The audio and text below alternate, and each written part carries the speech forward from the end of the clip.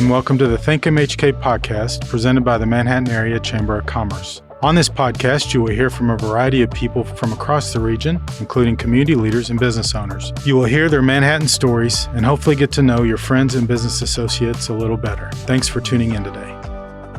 Our guest today on the Think MHK podcast is somebody that not a lot of people are familiar with, but somebody who's increasingly becoming a significant business in the Manhattan community. And we're very fortunate to have the president of the company here with us, Aaron Schroeder, president of Canopy, who was also our Small Business of the Year this year. So welcome to the Think MHK podcast, Aaron. Hey, thanks. So real quick, we always like to hear people's story, how they ended up in Manhattan, because what we find out in doing hundreds of these broadcasts now is that a lot of people end up in Manhattan. Not a lot of people start in Manhattan.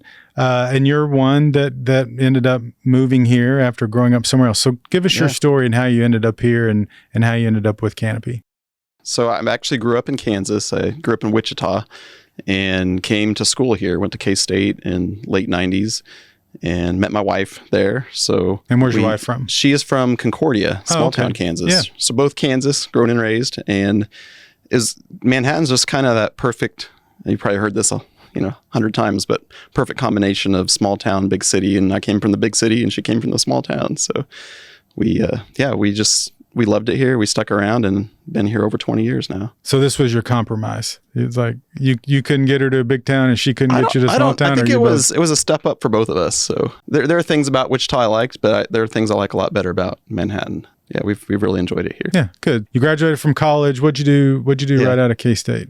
So I actually started working for the university. I had a job while I was a student there and continued that while my wife was finishing her degree and just kind of moved around the university a little bit. So I'm a longtime K-State employee, and that, which we'll get to, kind of led to when Canopy started. Well, why don't you go ahead and talk about that? So that's what sort of led into where you are today, which is president of one of our newest tech companies. I think it's about 14, 15 years I worked for a department in the College of Education. It's called OEIE. So you can look up the acronym, but we basically did kind of consulting work for grants and projects all over the country.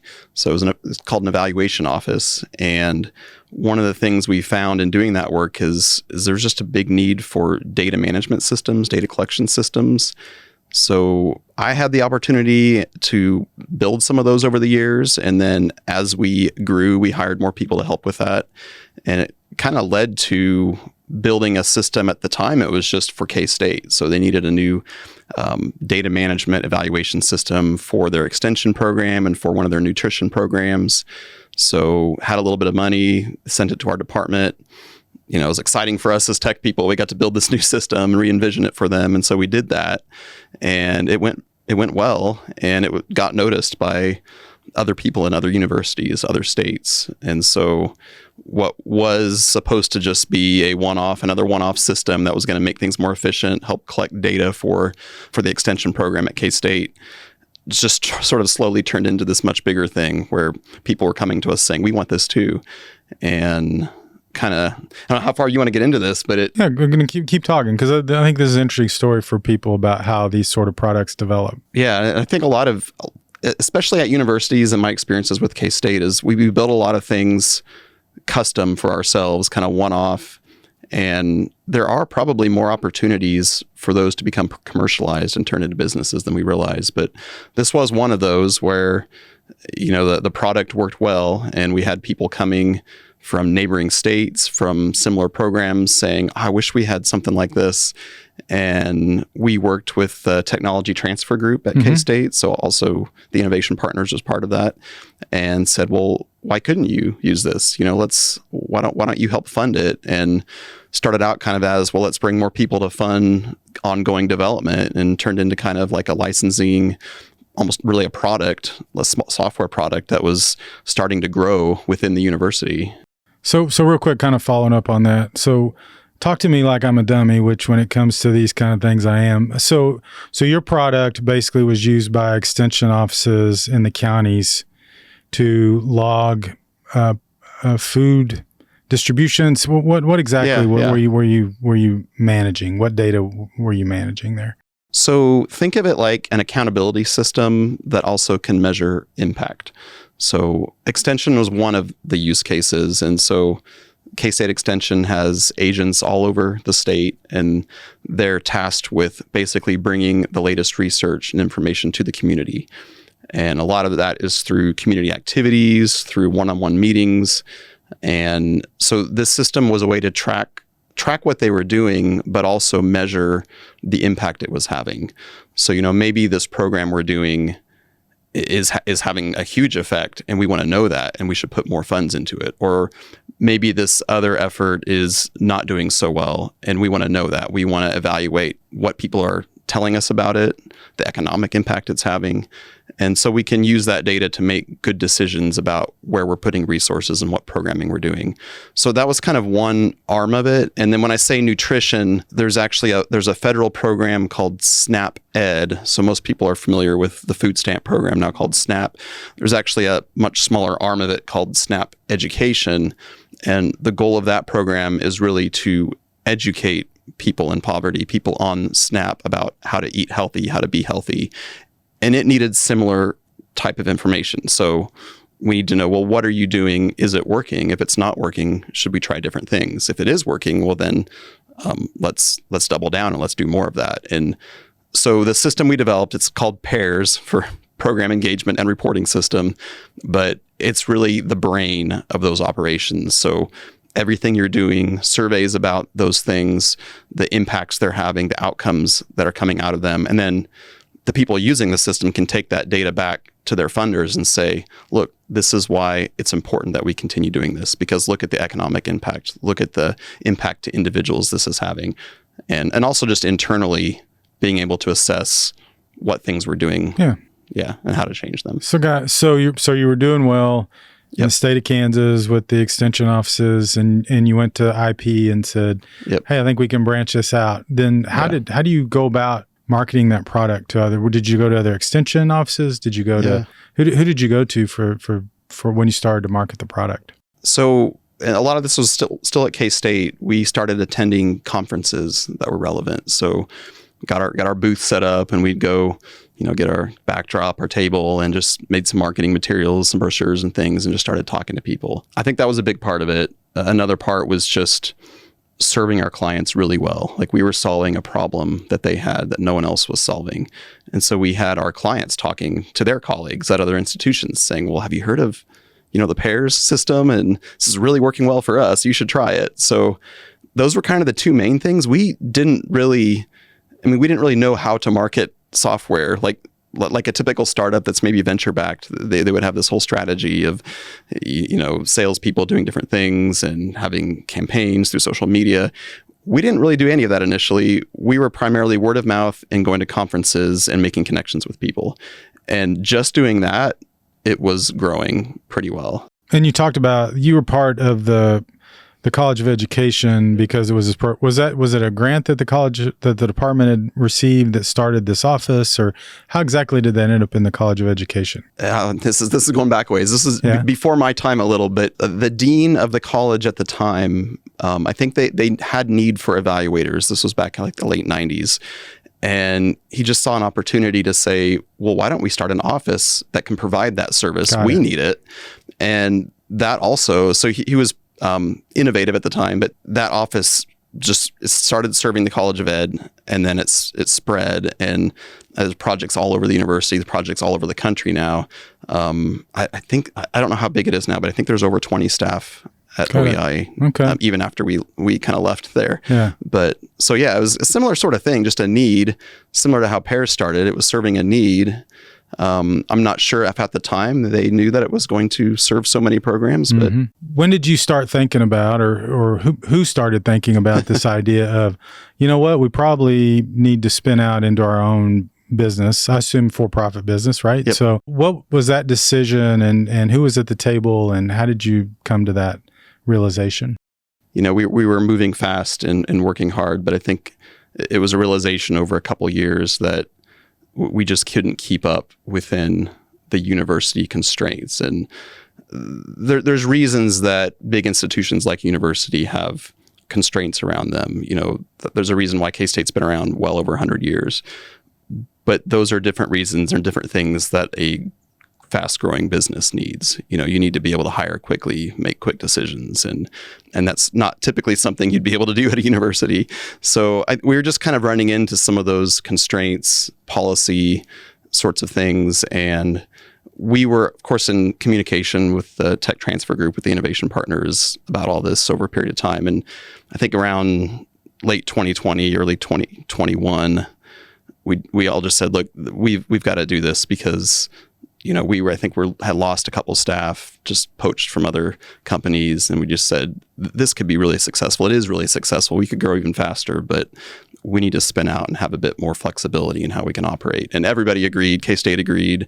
Our dean, Dean Mercer from the College of Ed, was extremely supportive, and the leadership at OEI was. So it was very much a collaborative effort that we all saw this needs to happen, and of course driven by the few of us that had kind of been there since the beginning, built the product, and we're ready to do that. So you had a group of Kansas State University employees that spun out and weren't going to be Kansas State University employees anymore. Was there a little trepidation about that, or were you all pretty sold on the product and where you were, or a little of both? Yeah, I think definitely a little, but we had so much success and grown so much that it was hard to see how this wasn't going to succeed greatly. So I think from the perspective of those of us that did leave the university, the comfort of having a university job, and there's a lot of great benefits and a lot of great things about working for K-State. But I think there was also excitement about, we could kind of set our own rules, so to speak, and operate a little more freely. I think the excitement about that outweighed any kind of fears or concerns that we had. I would say probably on K-State's side, it's difficult because you're basically losing people that have been part of your operation for a while. So we all did work hard to make that a smooth transition. We just didn't say, wave our hand, see ya, good luck. There was a period of time where we helped each other out and made sure there was a smooth transition, made sure there were people in place to take over the things we were doing. Yeah. So we still have a great relationship with OEI, with the university. Good. So what's the structure then? Do the people that left spun it out? Are you all the owners, or how did you structure that business? Yeah, so there's a few of us that have kind of been with this project since the beginning, kind of spearheaded it, that are all co-owners. And then, of course, K-State is a partial owner, as well as they typically are when there's a spin-out type business. And then beyond that, we're structured as an LLC. If you've seen the full legal name, it's Canopy, a public benefit LLC. And we had a lot of questions about, well, what does that mean? And I think when we were starting Canopy, we actually talked about a nonprofit a bit. Like, should we be for-profit or nonprofit? Because a lot of the people we're serving are nonprofits, and they're very service, community-focused. We struggled with that. And I think as we were looking and researching and seeing like a B Corp or a public benefit corp, we thought, well, that really resonates with us. We want to be for-profit. We want there to be incentive to grow, but we also want to operate very responsibly and sustainably, and we want to take care of people. And it's not primarily about the bottom line for us. It's about the people we're serving and the team that we have. So we felt like that was a good compromise, that we're going to embrace being a public benefit company. We are for profit, but we're first and foremost about our mission of service to these important programs. And so when you spun out, you immediately you located in the old Varney's building, correct? Well, I think we had a few months where we were sharing space that we could find and kind of working. This was the time when most people were still working from home, right? Yeah. And that was a weird thing to start a business when most of the team was working from home full time. So, and I don't know if it was, when you start a business, there's a lot of decisions and a lot of meetings that have to be had. So we were, finding office space, coffee shop, wherever we could go to get time to meet at our own houses as well. But I think there was about 3 months where we used some other office space, and then came across this building for sale, and that was just perfect for our needs. It, had some room to grow and needed just a little bit of updating, but very solid building. Varney and Associates used to be in it. And when they opened their new building on Points, then they put their building. So you opened with how many employees? So officially, when we left K-State, we had 12, 2 of which were student employees. And that was in 2020? 2021, August 15th of 2021. Okay. And you are up to how many? I heard you the other day said you're up in the 20s now, right? Yeah. So we actually just hired another full-timer and I think 2 students. I think we're up to 25. But part of that is we've grown our student program. It's not really an intern program because they work with us throughout the year, but I think we have 6 students now. So of the 25. And so from your original PEARS product, where have you been able to grow to now where you've basically doubled your workforce? Yeah. So part of it was growing within the areas that we were working in. So we've added quite a few land grant institutions like K-State. I think we had maybe a couple, 2 or 3 when we left. Maybe it was I don't remember that exactly, but it was around there. And we've just crossed 20, I believe, land grants using it for their cooperative extension program, with quite a few others exploring it. We've also built a couple new products since we've left that are slowly starting to take off as well. So I think a lot of the growth was continuing the trajectory we were on, but then also just being able to move a little bit faster and also build new things. One of the things we've been fortunate, I think we have great people working for us, but we've had great retention. I don't know that we've had any turnover other than just students that graduate that we're not able to keep on. Yeah. But other than the fact they also are part owners in the company, you still have a good relationship with Kansas State. You mentioned earlier. Where are some of the connectivity back into your original office there, or is there other places where you're connecting? Yeah, there's a lot of connections to K-State. So we have the innovation partners, of course, who we're actually in the process of transferring agreements from them over to Canopy. So there's a lot of day-to-day working there. We still work with OEI. They've actually done some survey work for us. We did a employee satisfaction survey recently. And then probably one of the biggest things is just the pipeline of talent. I think over half of our employees are K-State graduates. And like I said, I think we have 6 students now.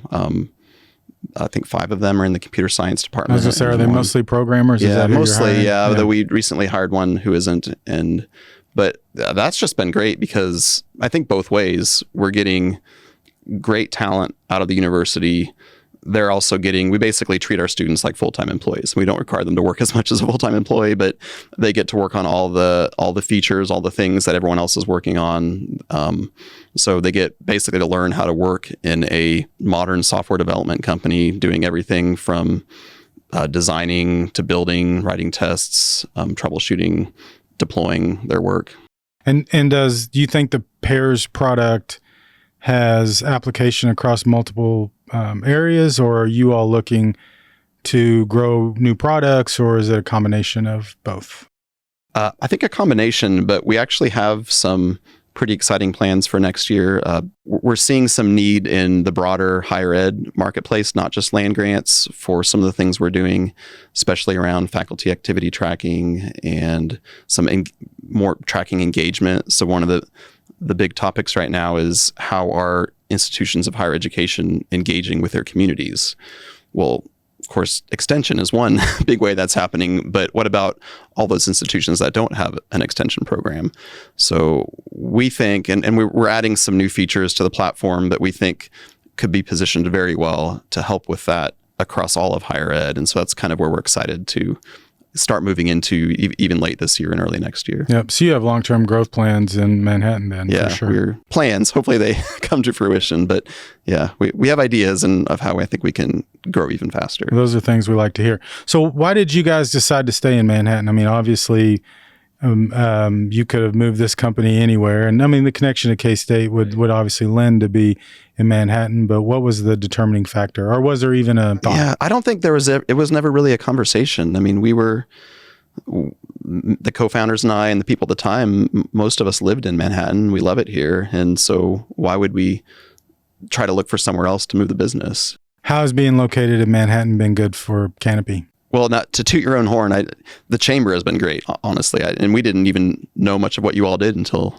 a year or so ago. But I think you'd be hard-pressed to find a more engaged, involved chamber in the state of Kansas, although I don't have a lot of experience there. But just the people here, we have a great pool of talent. We have sort of the Midwest attitude and work ethic. And Manhattan's just a great like I said this earlier, but there's a lot to do in Manhattan, but yet it's not this huge city where you're spending 2 hours a day commuting different places. And you keep meeting people that moved back here. They lived here for a while and always wanted to move back to Manhattan. So it's just got a great, a low cost of living, comparatively to the nation. Things to do. It's beautiful. The hills, the trees. People think Kansas, it's this flat, barren wasteland. But no, you come to Manhattan, you'll see something different. And I know you've talked to some people on our staff, and I've heard you talk before about how to get more technology companies in Manhattan. What are some things that we can do as a community to attract and start up more of those companies?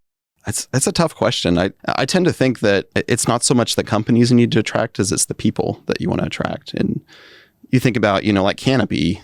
Well, it started because there were a few of us that built something that we're proud of and that we want to stick with and grow. And so I think the question to ask is, how can we get more tech people to Manhattan, and those people will start companies?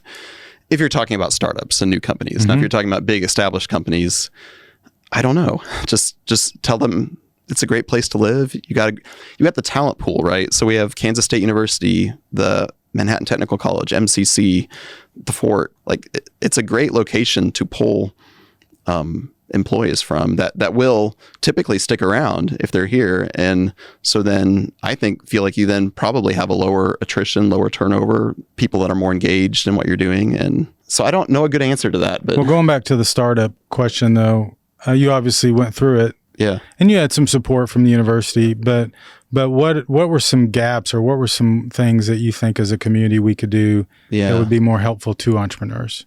Or were there any? No, I think there were. And I think specifically for software tech companies, because that's what I know.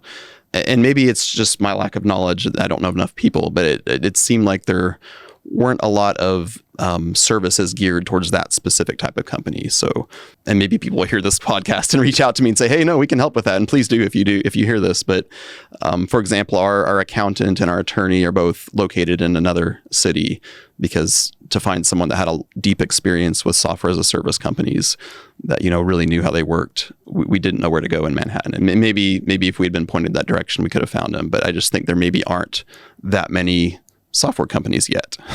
I think we're going to try to change that. But so just some of the services we need, but I don't think there were huge gaps. I mean, pretty much everything you need to start a software company, I think you could find. And I think there's people here that you can talk to. And I have talked to some and since learned some other support services that we've needed.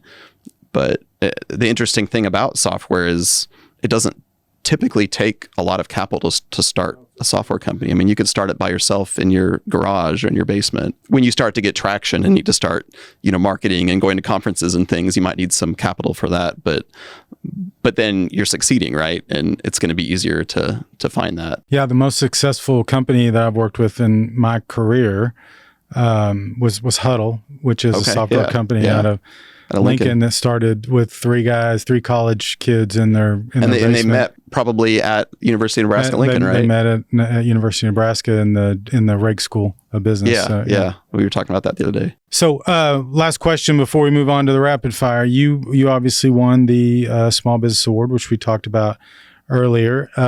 Talk about your reaction when you found out you were nominated and then when you found out you won. So I told this story once already, I think, but so we get a lot of, sales emails, spam emails. I don't know, probably get hundreds of those a week of someone wanting to sell me something. So I think kind of comically, my first reaction when I think it came through the email, congratulations, you won the Manhattan. I just about deleted it because I thought, oh, great, another thing that I supposedly won.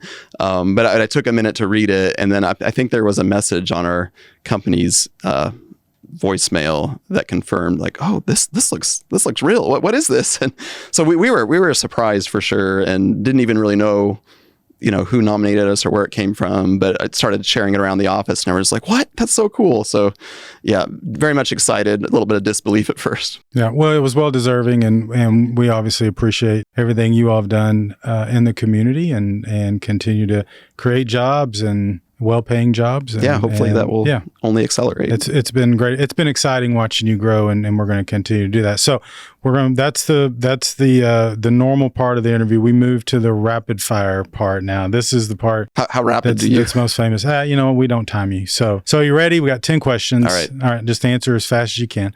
What movie have you seen the most times? It's got to be The Princess Bride. What job did you want as a kid? I wanted to be an astronaut until I watched the Challenger explode. What was your first job? It was mowing lawns. Just my dad would take me around. We hear that a lot in here. Yeah. That's actually probably... I think when I was 11 or 12, maybe even. Probably the most common answer. Yep. What is the most unusual pet you've had? I once captured a crawdad in a creek when I was a kid, and I kept it for several days. So I guess if you count that. I guess that would be a pet. What skill would you most like to learn? I would like to get a lot better at woodworking, like building furniture. I can do rough stuff. Yeah, I would too. That seems like people who can do that. It seems like that's a really cool thing to know. It ties into the building nature of engineering. You know, So what is the coolest place you've ever traveled? We've been to a lot of places, but Craters of the Moon National Monument in Idaho, if you haven't been there, that is a wild, weird, interesting place. I'll have to check that out. I've not heard that. Aside from necessities, what is one thing you can go a day without? That's not a thing, but I would say laughter. Keeps people happy. That's a good answer. Do you prefer working remotely or in the office?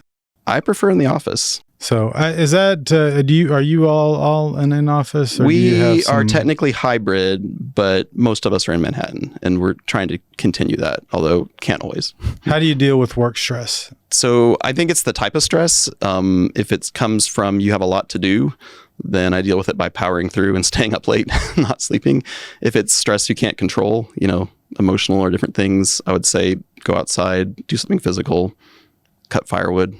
Yeah, that sort of thing. That seems like a good way to handle that. So this can be two answers or one. First and favorite concert. So I haven't been to a lot of concerts, but the first was in 1990, I think. There was this tour of the Teenage Mutant Ninja Turtles. They had like this 2-year music thing. That was the weirdest thing I've ever seen. But I was invited to that by a friend, and I actually got to see that. Okay. Favorite, there's a kind of a not well-known band from Ireland called the Socks in the Frying Pan.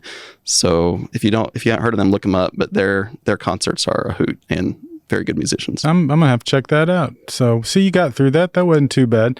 Aaron, thanks so much for being with us. Again, it's great getting to know your company, and it's great that you're here and growing, and we look forward to many years of prosperity, and hopefully we'll get a chance to do this again in a few years. Yeah, same, and thanks for all your support.